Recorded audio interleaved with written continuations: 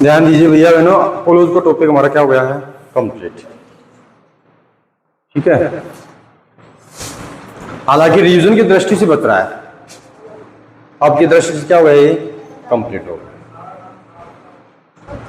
ध्यान दो, क्लोज का मतलब होता है उपवाक्य। कल भी हमने इसको है ना काफी समझाया है। अभी लिखना बंद कर दो, कॉपी आपकी अपनी बंद कर दो, बिल्कुल क्लोज है ना।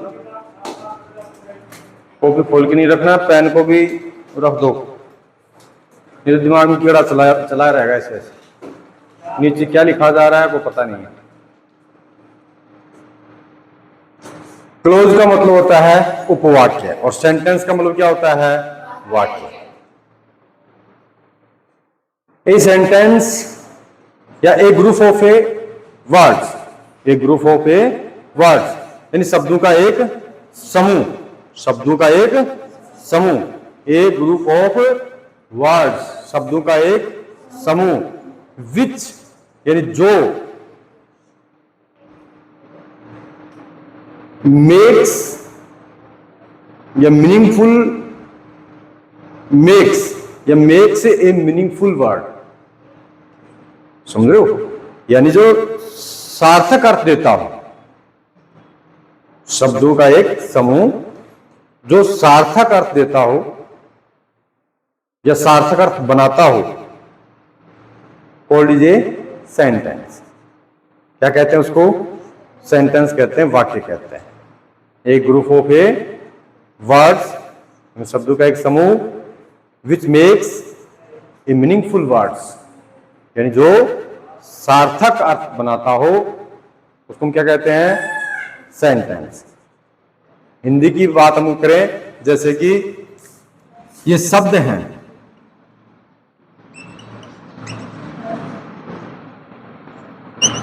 ये सारे शब्द हैं। क्या ये शब्द हैं? क्या ये क्या सही अर्थ में लगे हैं? क्या सही क्रम से लगे हैं? क्या इसको सेंटेंस कह सकते हैं? नहीं ना। अब इनको सही अर्थ में लगाना होगा, तो इसलिए हम बोल रहे हैं, इसलिए बोल रहे हैं कि which makes a meaningful word, है ना। तो इसको हम क्या लिखेंगे?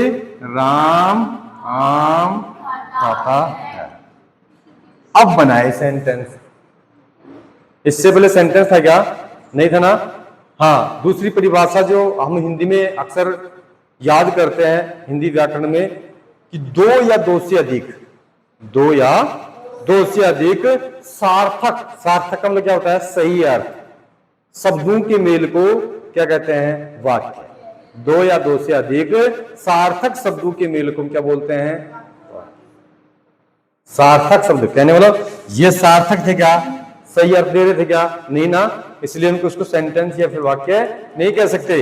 ये सही दे रहे, ये दो और दो से अधिक है। राम खाता है, राम खाता है, ये दो से अधिक, दो है तो भी क्या हो गया? वो सेंटेंस हो गया। क्या हो गया?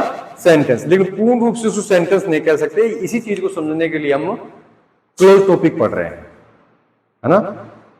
क्लोज में केवल सब्जेक्ट रहता है और वर्ब रहती है। ऑब्जेक्ट क्या है? गायब। जैसे इसमें है राम खाता है, राम क्या है? सब्जेक्ट है, खाता क्या है? वर्ब है। अब ऑब्जेक्ट गायब है ना, क्या खा रहा है? नहीं पता है ना। तो ऐसी स्थिति के जो सेंटेंस आते हैं इसको बोलते हैं क्लोज। क्या बोलते हैं? क्लोज। और इसको हम क्या बोलेंगे? सेंटेंस। क्यों? क्योंकि इसमें सब्जेक्ट भी है, वर्ब भी है और ऑब्जेक्ट भी। ठीक है ना। इसलिए हमने कल कहा था कि एक सेंटेंस को हम क्लोज कह सकते हैं। ये जो सेंटेंस है इसको हम क्लोज कह सकते हैं। बात समझ रहे हैं? क्यों? कि क्लोज का मामला पूरा है, सब्जेक्ट भी चाहिए क्लोज के लिए और वर्ब भी चाहिए, दोनों है। एक चीज फालतू ही है, तो सेंटेंस को हम क्या कह सकते हैं? क्लोज। लेकिन क्लोज को सेंटेंस नहीं कह सकते। क्यों? क्योंकि इसमें एक चीज अधूरी है। क्या है? ऑब्जेक्ट। बात समझ में आ रही है? अब यहां पर क्लोज को वैसे अगर आप थोड़ा हाई लेवल पे पढ़ोगे तो तीन भागों में बांटा है। नाउन क्लोज, रिलेटिव क्लोज और एडवर्बल क्लॉज या एडवर्ब क्लॉज। बात समझ में आ रही है? हमने हमारे इस 10th क्लास के सिलेबस में विशेष जो इंपॉर्टेंट है वो है रिलेटिव क्लॉज।